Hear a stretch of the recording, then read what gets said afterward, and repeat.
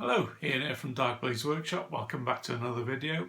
And this one we're doing the first part of a series on doing the bust Minerva McGonagall from Knight Models. So hopefully you enjoy it. Let's get on with it.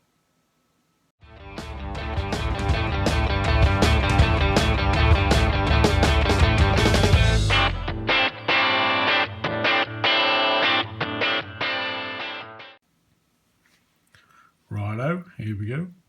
In case you didn't know, Knight Models do a collector's edition line on their website, so it's a web store exclusive. They do 4 busts. This is one of them. The other 3 are Hagrid, Snape and Peter Pettigrew. So this is the first one that I've taken a plunge and bought it. If you're a follower of the channel, you'd have seen the unboxing a wee while back. So this is the actual process that I'll be going through, building, prepping and painting. So I'll be doing it in stages because it'll be a bit of a slow burn project, but I will keep you updated on every step that I do. So to start off, let's get her back out of the box. And this is my favourite bit, this card here. It says, "Per totum locomotor, Hogwarts is threatened. Man the boundaries, protect us, do your duties to your school." So, my best McGonagall accent, this is what I'm hoping. If it turns out half as good as that, I'll be very, very happy. So, wish me luck. But it's, as I say in the unboxing, it's a lovely quality sculpt. So let's get on with it anyway. So for the plinth, I'm going to use this one. It's a small round, I think it's about 40mm diameter. And it's made by Darkmessiah Bases. He does other style ones, but I've been chatting to the boys in my painting group, in the Wales painters, and we've come to the unanimous decision that this one's the best one to use. So I need to, I'm not happy with it sitting flat on the plinth, so I need to raise it with a rod. So I need to drill a hole in the middle. Now, going back to my old school days, I need to find the center point of the plinth. So if I'll spin the ruler around till I find the widest point.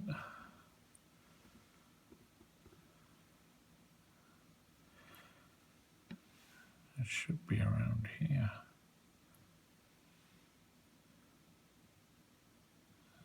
It's lucky that I know it's 40mm. So I'll draw one line there to get the diameter.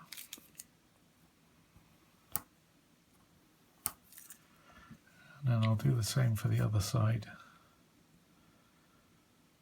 I'll try and find the widest point.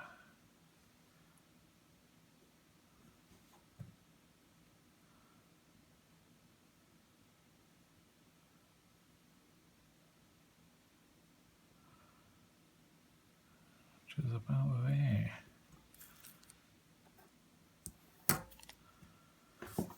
So, looks as though it's off slightly, but no, yeah, that's the middle. So that is going to be the center point there. The way I can check it then is to measure all the radiuses, just to double check that they're all the same. But so I need to drill a hole in there that's wide enough to take a brass rod here. So that'll go into there, and then McGonagall, I need to drill a hole so that she can receive the rod as well. So that should sit on there nicely. So I'll have about, I don't know, about 1 centimetre of rod showing, just to lift her off the plinth. And I think that looks pretty cool. So we'll go with that. So I'm off to the garage, drill a couple of holes, and we'll come back for the next stage. Okay, so I've drilled a hole in the plinth and McGonagall, and I've cut a piece of brass rod ready to fit in. Usually I start off with a small pin vise and then build it up to the size of the rod. So luckily I had a pin vise with the same diameter as the rod, and it fits together quite nicely now. So it's just a case of gluing it in position, and it looks pretty cool. So next stage is to mask off. No, I'm gonna prime the base and then mask it off, and then prime the bust. Right, I've been out the shed, primed it with grey from Halfords. What I'm going to do now is to wrap some kitchen paper, kitchen roll around the base, because I want to protect it from any scratches or anything. I want to keep a nice smooth surface on the plinth, you see. So I'll just secure that in position with a bit of masking tape. Cut off the excess.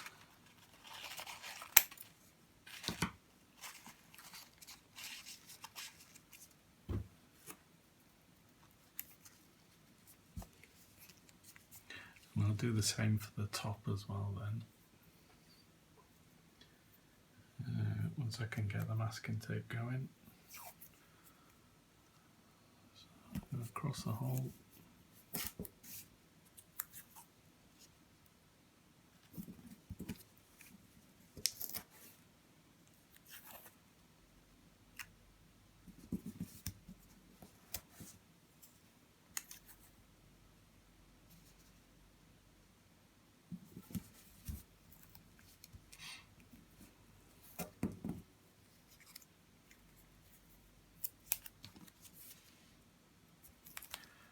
I'll just keep going until the whole surface is covered.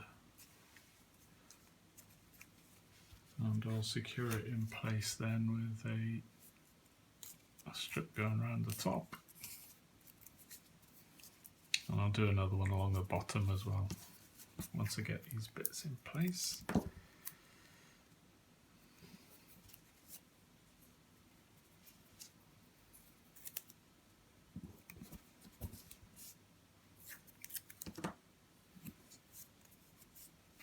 That's good.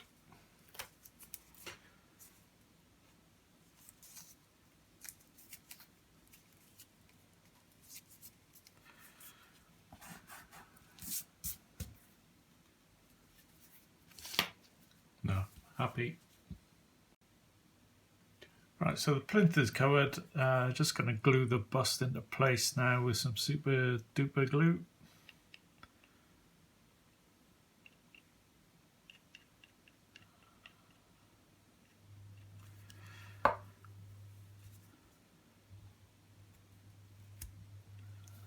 So it's sitting there nicely. So ready for a prime. Okay, so to finish off the construction part, I need to fill a few gaps here. So I'm going to be using green stuff. And just in case of filling the gaps, I tend to use these colour shapers. You can find them online. It's got a chisel point in it, but the point is that they're soft, and when you press against the green stuff it leaves a nice smooth surface. And I've also got a dental tool to push it into any gaps that I can't get into. So I'll just mix up the green stuff and then I'll be ready to go. Okay, onto the gap filling. What I'm going to do first is to wet the surface just with water, and I'll wet my fingers as well,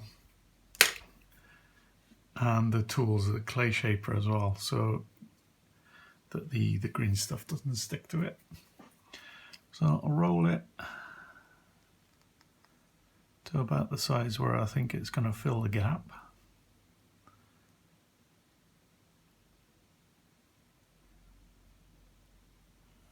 just leave it there.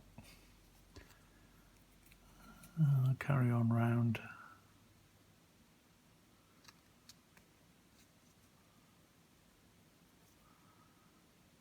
I'll roll it down. I think that should do it really, so it's just a case of using the shaper to push it into position.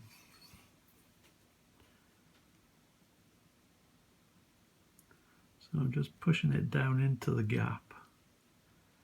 And it may take a couple of passes, you know, like you're adding a highlight to something. It's always good to go over the top of it again. So I'll wet my finger and run it along there so it goes in there.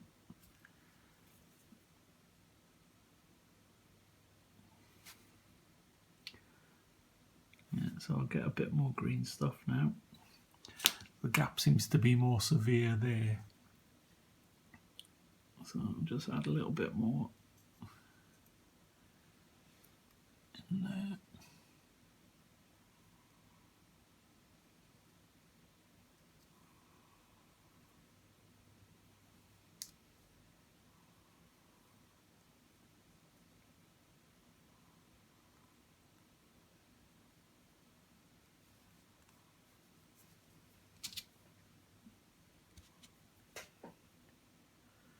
So I've got a wet shaper.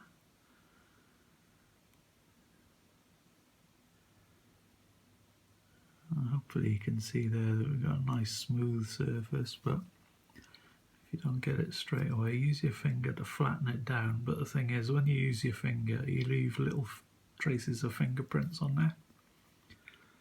So it's good to go over the top with the shaper to smooth it all out.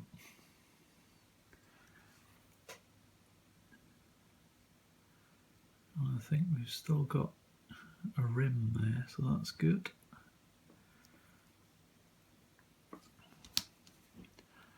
So I'll move on around now.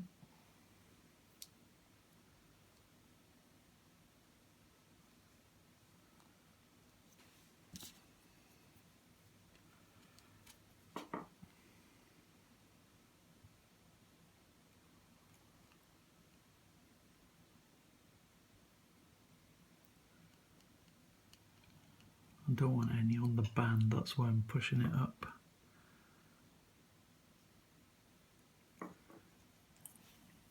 Okay, just pressing down quite hard there. And smooth off.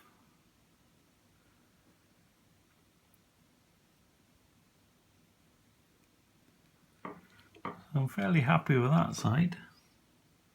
It's just a case of sorting this bit out here now. But it's more or less the same process if you keep on going until you're happy that all the gaps are filled. So I'll wet my shaper again. Let's push it down.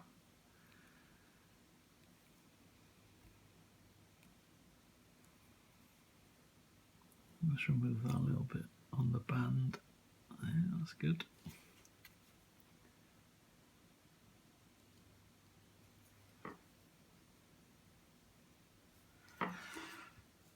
So I'm really happy with that bit. It's nice and smooth. There's no visible join.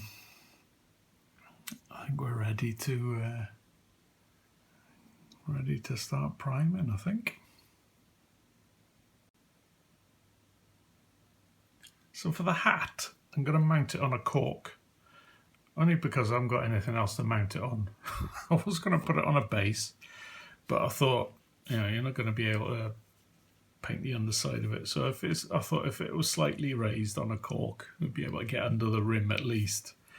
Now, I was going to attach it with blue tack, and I thought, the blue tack's going to hold the hat in position, but it's not going to stick on the cork. So what I'm going to do, I've cut up a paper clip, and I'm going to push these pins into the cork. So when I get the blue tack in position, it'll hold the blue tack on the cork at least. That's the plan anyway. Whether it'll work or not, to find out. So I've got 3 pins there. I think that should be enough to hold it. So I'll add the blue tack on there. Careful not to push your fingers onto the pins. So that's not bad actually, that's pretty damn good. So I'll put some blue tack in there and just join the 2 bits of blue tack together. And I think that's a fairly nifty solution. That's not going anywhere. So that's good. That's good for priming and painting now, so happy with that.